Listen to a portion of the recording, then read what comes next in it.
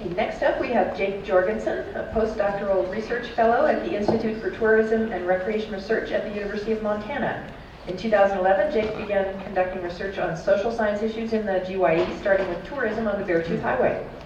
His long-term research interests revolve around examining visitor behavior and the psychological drivers behind our decision-making processes.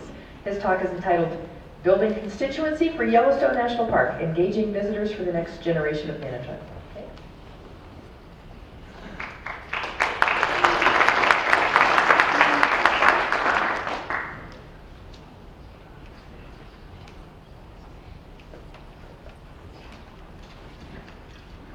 Morning. Morning. So I'm going to switch gears a little bit. They were talking about planning and visitor use. I'm going to try to go into the minds of visitors and see what we can find out about them.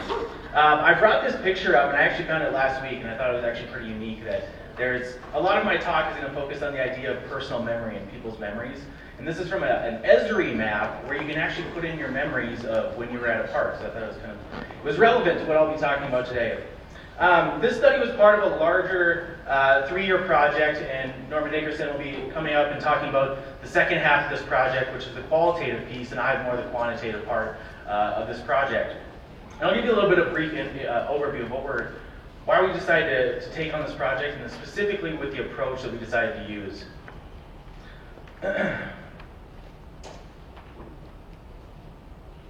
But first, I'm going to open up with you thinking about something that might be very important to you.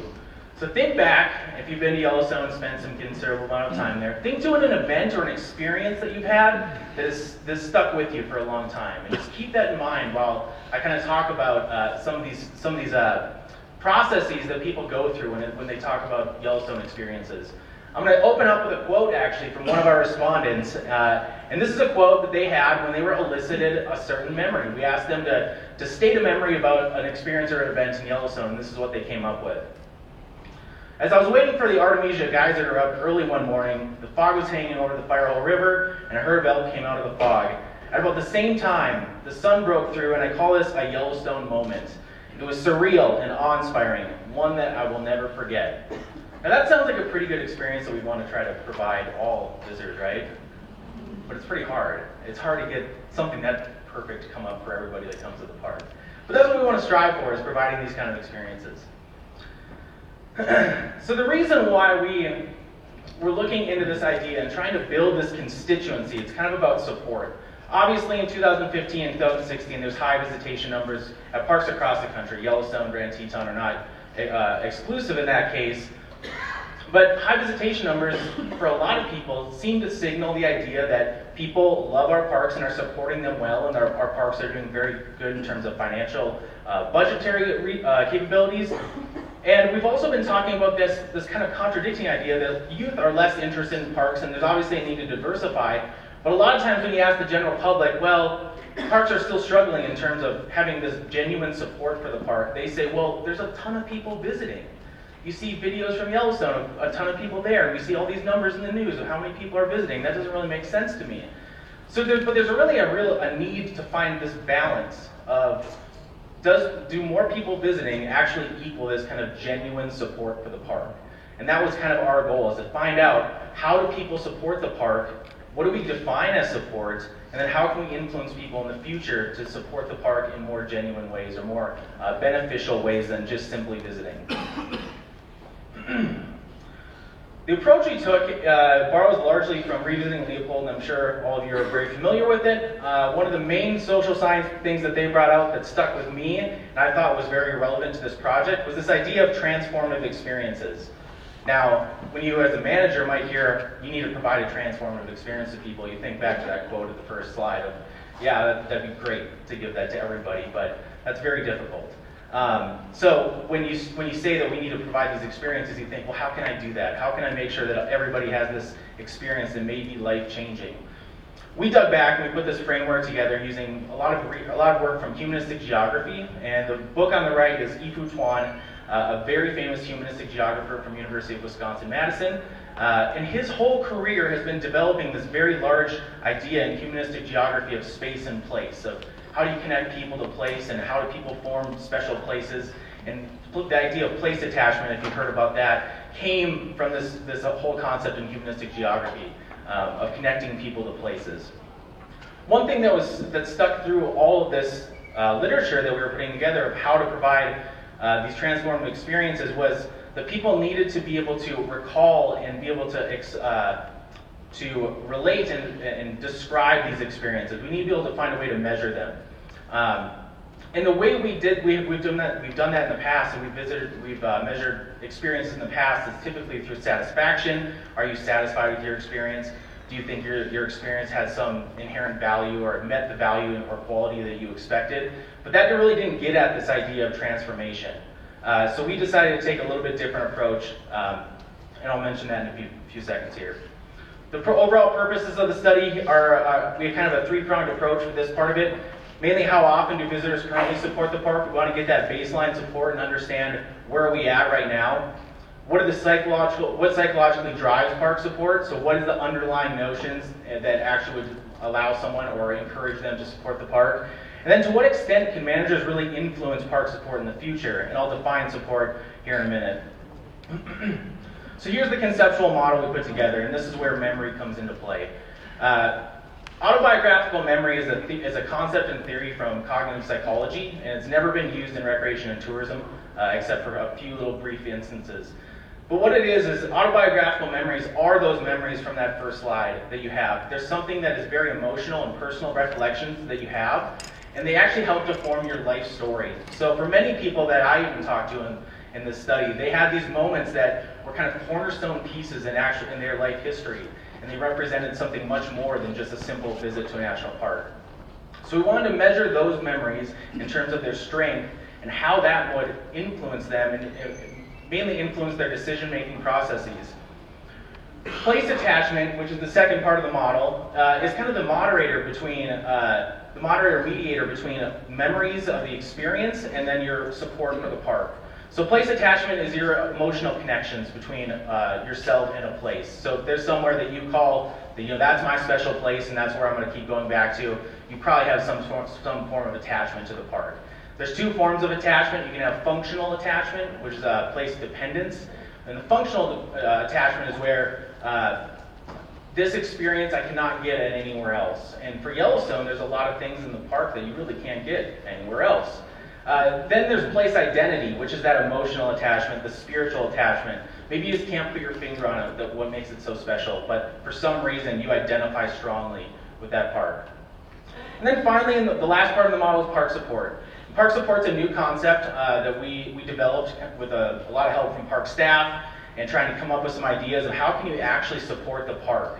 And there's two different ways that we came up with. You have indirect support and direct support. The direct support pieces are things like donating to the Yellowstone Park Foundation, becoming a Yellowstone Association member, volunteering your time, things that actually have a real tangible benefit that you can actually see happening at the park. The indirect support are things that you might not notice, but it actually does help a lot. Bringing new visitors, telling people about your experiences and sharing your experiences. While you might not see this tangible benefit from that, it creates this ripple effect that other people may become inspired to come to Yellowstone, and then maybe they'll become a direct supporter. So this model was developed in trying to predict really how does your recollection of the experience through autobiographical memory does it lead to a connection to a place? And then does it lead to some kind of support behavior down the line? To measure this, we used a scale that we modified for autobiographical memory salience from cognitive psychology. It had 8 variables. It also elicited a memory from them, so they had to write down a memory before they answered these scaled variables. For place attachment, we used a common place attachment scale from Williams and Baskey's 2003 study. And then for park support, we came up with 10 variables, and some of them are the ones that I mentioned. And we measured current support and then future support. So how often do you currently do it, and how likely are you to do it in the future? Our methods, this is me on the left-hand side surveying people on the road. I had the same things. Not everyone wants to stop for you, but if I happen to pull you over last summer at one of the 5 exit gates where we did this, thank you for stopping for us. So we did on-site surveying during the summer of 2015. We had 5 spots. They were the entrance gates of Yellowstone where we surveyed. We had 2,216 mailback surveys distributed. We had 802 responses back, which was pretty good for us. We talked to a lot of people from all over the world. It was fantastic. In total, we had 30 sampling days over the course of the summer, and we tried to break it up at each entrance by the proportion of traffic that came through. So the west entrance gets the most traffic, so they had the most sampling days there. And then on the other side, the northeast entrance has the least amount of traffic, so we didn't spend as much time surveying at the northeast entrance. So let's get into some of the results. First, I'll present a little bit of demographics, some of the past visits, trip characteristics, and a couple other interesting things about that. Then I'll go in kind of the descriptive statistics of the autobiographical memories that people recalled and their ratings of them, their level of place attachment, and then finally support. And then finally, we put this all in a model together to see how well it predicts and how we can understand whether or not having these high quality, important autobiographical memories leads to park support. So for demographics, average age was 55, not shocking. That's kind of the usual age that we see in tourism research right now. 41% were first-time visitors, with 59% being repeat. And you can see on the graph on the right, that's the visits broken out. So we have a lot of people that are, it's either their first time or maybe 1 to 5 times, and then it kind of dies off until you get to the 20 plus, who are real dedicated people that are coming to Yellowstone. One of the most interesting things I found, which in the demographics, was that 53% of people didn't need to buy a park pass when they came into Yellowstone. And if that's where you're talking about a form of support through paying park fees, entrance fees, a lot of people already have them. A lot of people get them at Badlands, or they get them at other places before they come to Yellowstone, or they have one of the passes that it might be the interagency pass or a senior pass already, but they didn't actually buy at Yellowstone. If you look at autobiographical memory, the variables themselves are long, so I tried to shorten them up a little bit. The most intense, or the strongest type of recollection people have is that they can recall the emotions during the event. So if they're at an event and they think back on it, they can actually deeply recall the emotions. If you go a little bit further down, it starts to go down towards the midpoint. People thinking about the event, talking about it. It comes to them as a coherent story. It may be a turning point in their life, or maybe it actually had some kind of influence on their behavior. Is kind of the lowest ranking there. But overall, they're still pretty positive. If we look at park support, we divided into first-time and repeat visitors because we thought, first-time visitors, they really can't support the park as much or as well as repeat visitors. And there's a little bit of difference between them, but actually it was kind of almost flat across the board. For current park support, how often are they currently performing these support behaviors? Overall, between first-time and repeat visitors, it's pretty low. They have support behaviors that are kind of in the moderate to a little bit below moderate range. But it is a kind of a positive outlook looking towards the future. It looks like they do want to support the park and have goals to do that into the future. Finally, in place attachment, place identity and place dependence, like I said, we measured separately. Overall, visitors are moderately attached. They actually have a little bit more of that emotional or symbolic attachment with place identity. They're not as dependent on it, which I always thought was interesting.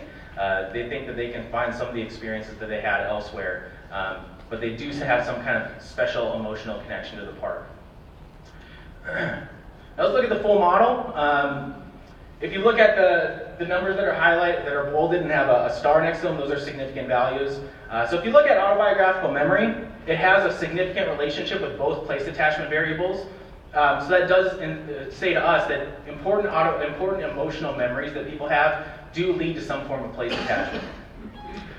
Going directly to support, the only significant relationship between autobiographical memory is with indirect support. So if you have some kind of important memory, you're more likely to share it, bring other people to it. Kind of made sense to us. And then finally, both place attachment variables had a significant relationship with one form of support. So place dependence had a significant relationship with direct support, and place identity has a significant relationship with indirect support. So forming place attachment through these important autobiographical memories is kind of a key predictor we've seen through this model of how you can get people to support the park. So some concluding thoughts. Transformative experiences and this idea that they brought are critical components of park support, and they're critical, I believe, to the future of the visitor experience.